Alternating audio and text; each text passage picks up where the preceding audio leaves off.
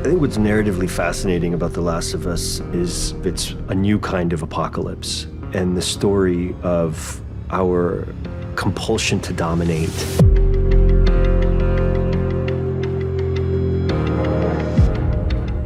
So at the end of the third episode, we saw Joel and Ellie leaving in Bill's car, and for the first time, you got a sense that they were a team. And that theme carries through into the fourth episode. There's an uneasy truce, but they're not necessarily anything more than, as he says, cargo. Joel? Did you know diarrhea is hereditary? What? Yeah. It runs in your genes. Joel secretly loves Ellie's humor and her jokes and her puns. He pretends he doesn't, but he does. I think that means a lot to Ellie that he does actually find her funny. I don't think she ever worries about annoying him. She kind of loves it. Feel free to wait in the truck. We decided to deviate a bit from the game. In the game, they made their way to Pittsburgh. So in looking around at possible places, we landed on Kansas City because it just felt like it was a good match for sort of what we had and where we were to shoot in Calgary. I had an idea about which episodes that I was going to have to get my head around quite early on. There was a breakdown of various action sequences in episode 4, and thank God I had such an extraordinary team to help me. Please help! Put your seatbelt on. Are we gonna help him? No. It's quite a fun day. It's just crashing cars. It's, that's why we got into this business. Ellie witnessed Joel being violent at the end of the first episode. And this is a moment where, when they're under attack, Ellie has to trust Joel. You see that hole? When I say go, you crawl to that wall and you squeeze through and you don't come out until I say. He is this protector, he is this violent man, he's gonna take care of her. But what she encounters very quickly is how ugly that violence is.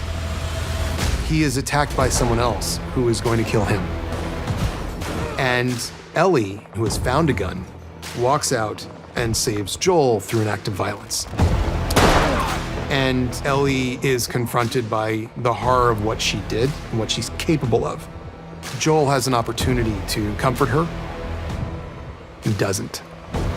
And you could see how quickly Ellie just wipes those tears away and pretends nothing happened at all because she's just like him. This was another thing that we discussed early on. How do we personify this group? Because in the game, they were just an obstacle. How do we give them a face? And here, it would be interesting if they were more than an obstacle. They'd feel like people with a real goal and real motivation and humanity.